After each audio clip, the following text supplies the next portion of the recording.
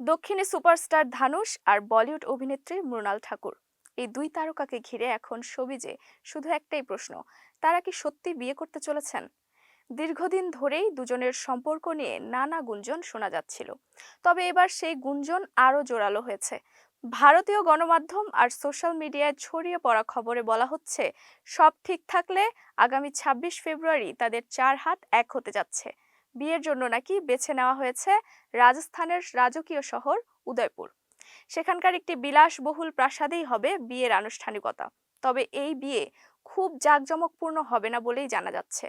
ঘনিষ্ঠ পরিসরে শুধুমাত্র দুই পরিবারের সদস্য আর খুব কাছের বন্ধুদের নিয়েই অনুষ্ঠান করার পরিকল্পনা রয়েছে। অর্থাৎ তারকা খচিত আয়োজনের বদলে ব্যক্তিগত মুহূর্তকেই গুরুত্ব দিতে চাইছেন এই জুটি। এখনো পর্যন্ত অবশ্য ধানুশ কিংবা মৃণাল কারো পক্ষ থেকেই আনুষ্ঠানিক কোনো ঘোষণা আসেনি। দুজনেই বরাবর একে অপরকে ভালো বন্ধু বলেই পরিচয় দিয়েছেন।